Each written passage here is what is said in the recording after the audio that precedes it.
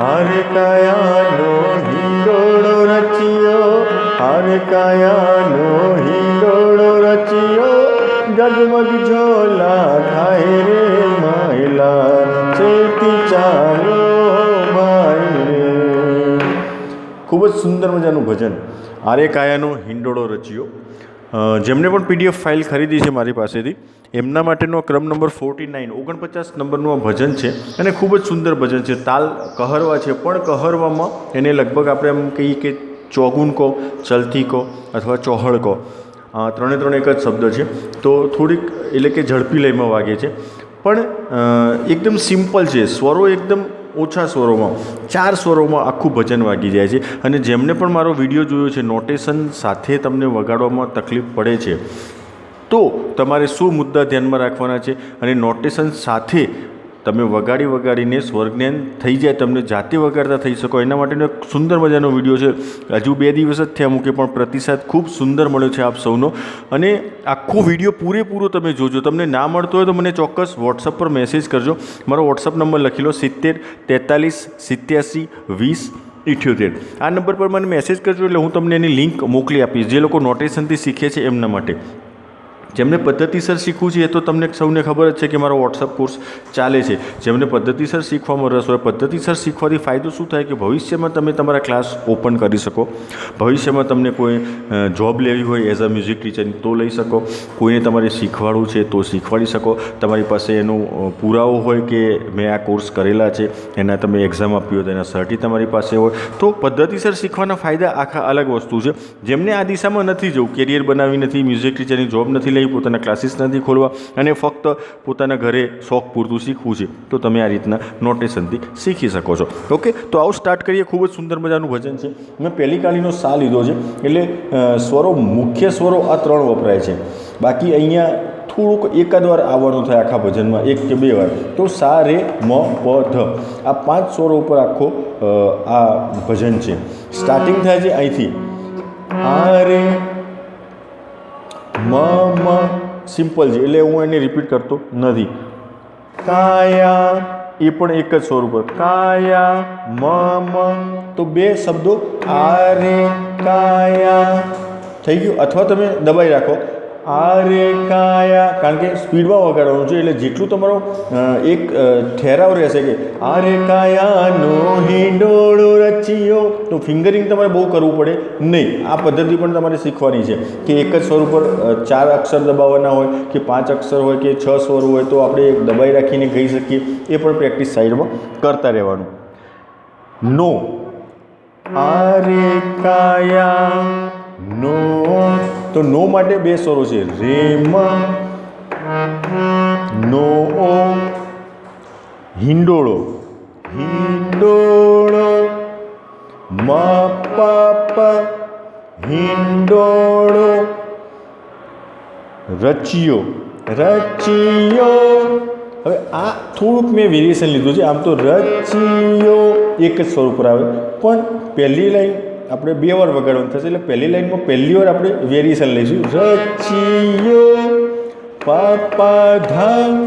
બરાબર. હવે જો હું આખી લાઈન વગાડું છું, આ રે કાયાનો હિંડોળો રચ્યો. હવે બીજી વાર, આ રે કાયાનો હિંડોળો રચ્યો. તો બીજી વાર આપણે અહીંયા ઊભા રહેવાનું છે, બીજી લાઈન, અરે સોરી, પહેલી લાઈન બીજી વાર લઈએ એ વખતે. તો પછી હવે બીજી લાઈન, ડગમગ ઝોલા ખાય રે, એ અહીંથી શરૂ થાય છે, ડગમગ. તો જુઓ, ઓછા સ્વર, શબ્દો વધારે, ડગમગ, ડગમગ, અથવા 2 વાર ડગમગ અથવા ડગમગ. આ રીતના પણ તમે લઈ શકો.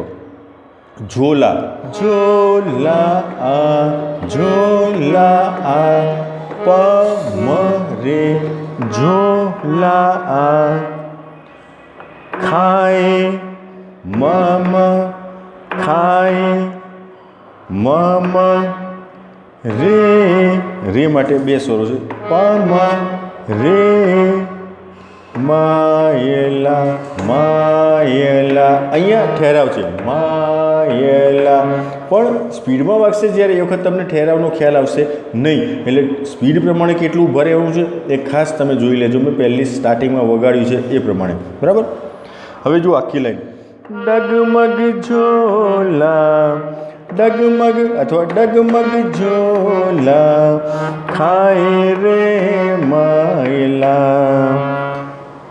ચેતી પપ ચેતી ચાલો મરે પ ચાલો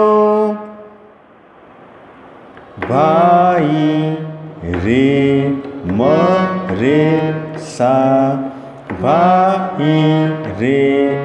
હવે જુઓ બંને લાઈન અથવા તો ત્રણે ત્રણ લાઈન સાથે વગાડીને બતાવી દઉં. એકદમ સ્લો જ વગાડીશ. આરે કાયાનો હિંડોળો રચ્યો, આરે કાયાનો હિંડોળો રચ્યો, ડગમગ ઝોલા ખાય રે માયલા. ચેતી ચાલો ભાઈ રે. આટલું તમારે પરફેક્ટ થઈ જાય પછી એને સ્પીડ લાવવાની કોશિશ કરવાની. સ્પીડમાં મેં જે રીતના વગાડ્યું છે એના કરતાં પણ જો તમે વધારે સ્પીડમાં વગાડી શકો તો ભજનનો ઉઠાવ ખૂબ સારો આવશે. તો એટલું ધ્યાનમાં રાખજો. હવે જે અંતરો છે એ સેમ ટુ સેમ સ્થાયી જેવો છે. મેં તમને જ્યારે નોટેશન સાથે તમને વગાડવામાં શું તકલીફ પડે છે એના વિડીયોની જે વાત કરી એ વિડીયો તમે ખાસ જોજો. ફરીથી કહું છું તો એમાં તમને વધારે સમજણ પડશે કે મેં શું કીધું છે. કારણ કે અત્યારે હું એ વસ્તુ તમને સમજાવી નહીં શકું, સમય બગડશે. રામને ભજી લો, હરિને ભજી લો. જુઓ, રામને ભજી એક જ સ્વર પર અથવા રામને ભજી. બેટર એ છે કે દબાઈ રાખો કારણ કે આપણે સ્પીડમાં વગાડવાનું છે આ ભજન. રામને ભજી લો, લો માટે એક સ્વર રે, લો. હરિને ભજી લો, હરી હરીને. જુઓ, હરી રી માટે બે સ્વરો છે મ પ. હરી મ મ પ ને ને પ ને પ પછી ભજી લો, ભજી લો. તો આ લાઈન પણ સ્થાયીની જેમ બે વાર લેવાની છે. પહેલી વાર વેરિએશન પ્રમાણે અહીંયા ઉભા રહીશું આપણે. જોઈ લો ફરીથી. રામને ભજી લો, હરીને ભજી લો. આ પહેલી વાર. હવે બીજી વાર. રામને ભજી લો, હરીને ભજી લો. ઓકે. હવે એના પછીની લાઈન શું છે? 84 ફેરા ટળી જાય રે માયલા. 84 ફેરા, 84 ફેરા અથવા 84 ફેરા ટળી ટળી. અરે સોરી, 84 ફેરા ફેરા અથવા તમે આના ઉપર પણ લઈ શકો. 84 ફેરા અથવા 84 ફેરા. અરે સોરી, ફેરા ફેરા બેમાંથી જે તમને ગમે તે. તો હવે હું એક જ સ્વર પર લઉં છું. 84 ફેરા ટળી ટળી ઈ પ મ રે ટળી ઈ. જાય મમ જાય રે માય. અરે સોરી, જાય રે પમ. રે માટે બે છે પમ માયલા રે સાસા. ચેતી ચાલો ભાઈ રે. આ સેમ ટુ સેમ. તો સ્થાયી અને અંતરો બંને સેમ ટુ સેમ છે. હવે હું તમને સ્પીડમાં વગાડીને બતાવી દઉં. અંતરો સ્થાયી તો મેં તમને બતાવી દીધી છે. ઓકે. રામને ભજી લો, હરીને ભજી લો, રામને ભજી લો, હરીને ભજી લો. 84 ફેરા ટળી જાય રે માયલા. ચેતી ચાલો ભાઈ રે. આટલી સ્પીડમાં તમારે વગાડતા થવાનું છે. ઓકે. તો ખૂબ જ સુંદર મજાનું ભજન હતું, ઓછા સ્વરમાં પતી જાય છે.